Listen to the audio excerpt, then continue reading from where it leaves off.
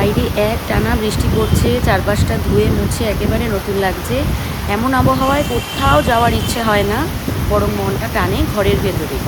আজকের দিনটা শুরু হচ্ছে এই সুন্দর বৃষ্টির সকাল দিয়ে, আর ঘরের ভেতর মা ব্যস্ত দুপুরে রান্নার প্রস্তুতিতে। চলো তোমাদেরও নিয়ে চলি আমার আজকের ছোট্ট দিনের গল্পে। হ্যাঁ, আজকে কী বানাচ্ছ? আজকে করবো হচ্ছে ইলিশ। তো সর্ষে সবসময় করা হয়, তো আজকে সর্ষেটা গরম বলে দেবো না, আজকে একটু অন্যরকমভাবে করবো। এটা হচ্ছে আজকে শুধু কাঁচা লঙ্কা, শুকনো লঙ্কা বাটা, অল্প একটু জিরে বাটা রয়েছে, আর হচ্ছে নারকেলের দুধ দিয়ে ভাপাই, কিন্তু সর্ষে ছাড়া, একটু নতুনত্ব আর কি। আগে একটু নুন হলুদ মাখিয়ে নেবো।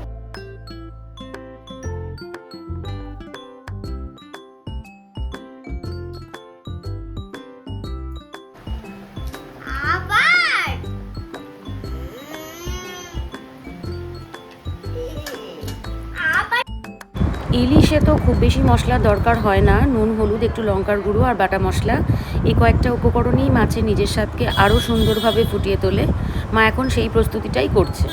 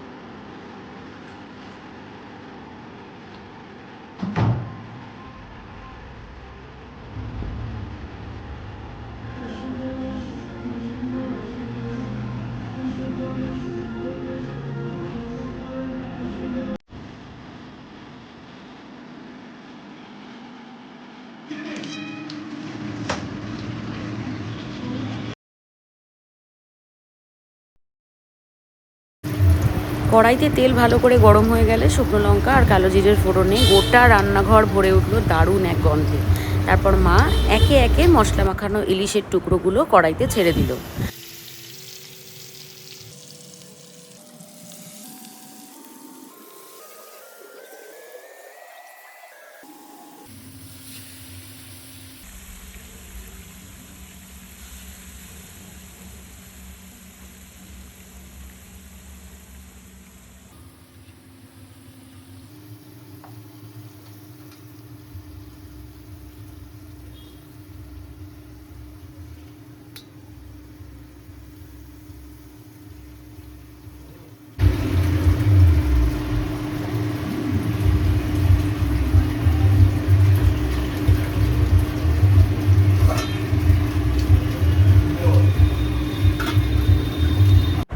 ইলিশটা রান্না হতে হতে এবার পালা দ্বিতীয় মেনুর মালাই কাতলা। এটা মায়ের স্পেশাল রান্নাগুলোর মধ্যে একটা।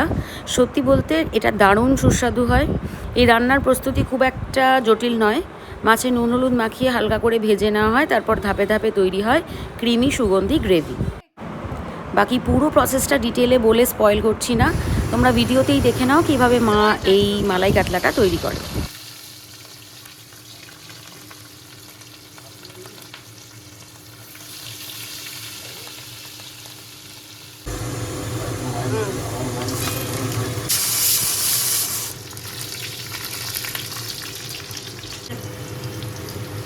লাল লাল হয়ে এসছে জায়গাটা।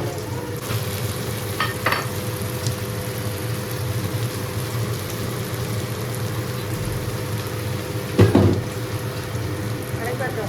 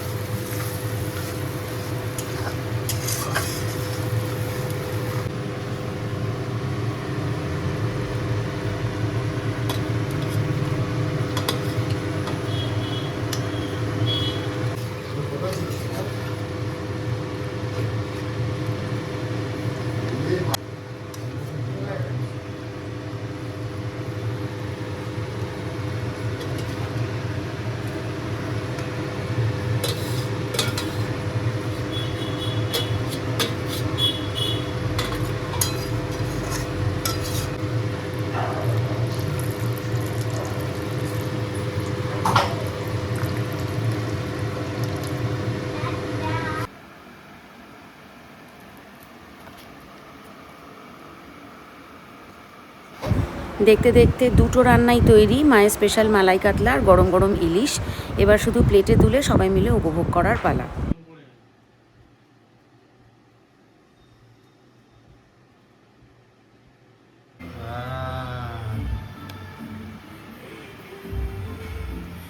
দেখি